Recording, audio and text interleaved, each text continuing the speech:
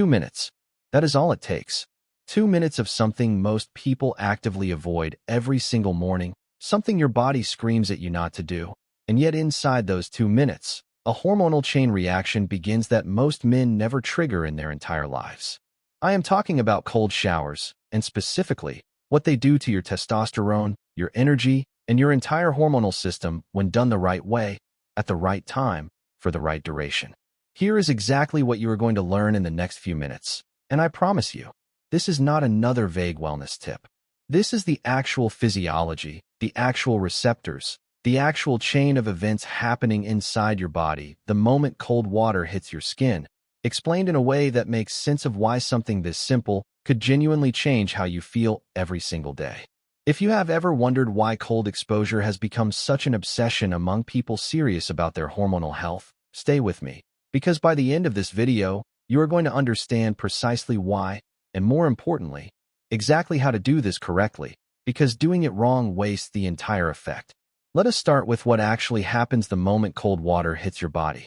Your skin contains thousands of cold receptors, and when they are suddenly activated, your nervous system responds with an immediate, powerful surge of norepinephrine, a hormone and neurotransmitter closely related to adrenaline. This is not a small effect. Research has shown cold exposure can increase circulating norepinephrine by several times its normal resting level. And this surge does something remarkable. It dramatically sharpens focus, elevates mood, and triggers a cascade of downstream hormonal signaling that reaches all the way to your reproductive system. Here is the connection most people never make. Norepinephrine and testosterone production share overlapping regulatory pathways in your body. When norepinephrine surges, it supports increased activity in an area of your brain called the hypothalamus, which is the very first domino in the chain that eventually signals your testes to produce testosterone. This is exactly why understanding the correct method matters so much, because triggering this chain reaction incorrectly, for too long, at the wrong temperature, or at the wrong time of day, can actually work against you instead of for you. And that is precisely what we are about to walk through. Let us break down exactly why timing, temperature, and duration all matter so much here, because getting any one of these wrong changes the entire outcome. First, let us talk about temperature and duration together, because this is where most people make their first mistake. The goal is not to freeze yourself into misery for as long as you can physically tolerate it. Water between 50 and 60 degrees Fahrenheit, held for roughly 2 minutes, appears to be the sweet spot where norepinephrine surges significantly without triggering excessive cortisol release from prolonged, extreme stress. Here is why this distinction matters so much. Brief, controlled cold exposure activates what researchers call a hormetic response, a mild, manageable stressor that your body adapts to and grows stronger from over time. But push that exposure too long, into severe, prolonged discomfort, and you cross into a different physiological territory entirely, one where cortisol dominates the picture instead of norepinephrine. And this matters enormously for testosterone specifically, because cortisol and testosterone have what is known as an inverse relationship inside your body. When cortisol rises significantly, it actively suppresses testosterone production through several overlapping pathways, including reducing the sensitivity of receptors in your testes that respond to the signal telling them to produce more testosterone in the first place. This is precisely why 2 minutes matters as a target duration. Long enough to trigger the beneficial norepinephrine surge and the hormetic adaptation response. Short enough to avoid tipping your body into the extended stress state that would work directly against the very outcome you are trying to achieve. Now let us talk about timing, because this changes the effect meaningfully as well. Cold exposure in the morning appears to align particularly well with your body's natural cortisol rhythm, since cortisol is already naturally elevated shortly after waking as part of your normal circadian pattern. Introducing cold exposure during this window, rather than late at night when your cortisol should naturally be declining towards sleep, allows the norepinephrine surge to work alongside your existing morning alertness rather than fighting against your evening wind-down process.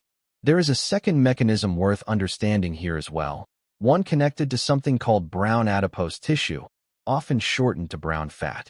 Unlike the white fat most people are trying to lose, Brown fat is metabolically active tissue that actually burns energy specifically to generate heat. Regular cold exposure has been shown to increase brown fat activity over time, and this metabolically active tissue appears to support a healthier overall hormonal environment, including more favorable conditions for testosterone production, as part of a broader metabolic shift rather than through any single isolated mechanism. Now let us walk through exactly how to implement this correctly, because the method matters just as much as understanding why it works. Start with your shower at its normal warm temperature, then transition to cold for the final 2 minutes.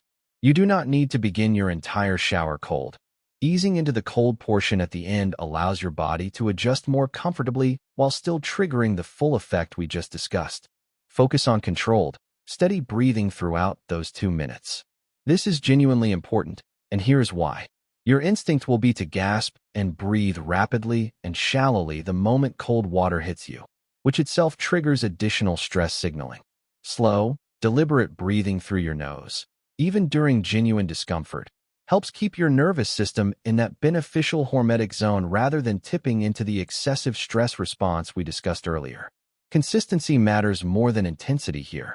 Doing this every single morning, even starting with just 30 seconds and building up gradually to the full 2 minutes over 1 to 2 weeks, produces far better long-term results than forcing yourself into the full duration immediately and then abandoning the practice entirely because it felt overwhelming. Pay attention to how you feel throughout the day, not just immediately after your shower. Many people report noticeably sharper focus within the first hour, more stable energy throughout the morning, and over several weeks of consistency, a general sense of improved mood and resilience to daily stress. A quick and important note here. Cold exposure is not appropriate for everyone.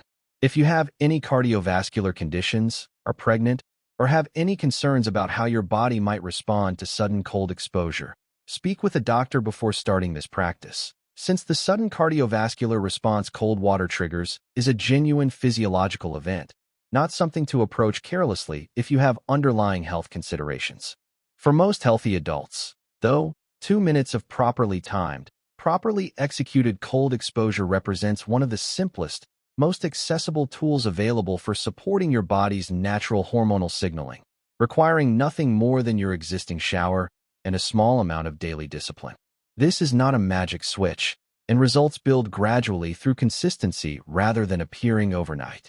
But understanding exactly why this works, the norepinephrine surge, the hormetic adaptation, the careful balance between beneficial stress and excessive stress, transforms this from a vague wellness trend into something you can apply with genuine confidence and understanding. If this changed how you think about your morning shower, hit that like button. It genuinely helps this channel grow.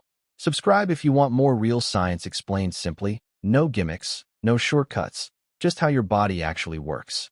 And tell me in the comments, are you trying this tomorrow morning? And how long do you think you can actually hold 2 minutes of cold water? I will see you in the next one.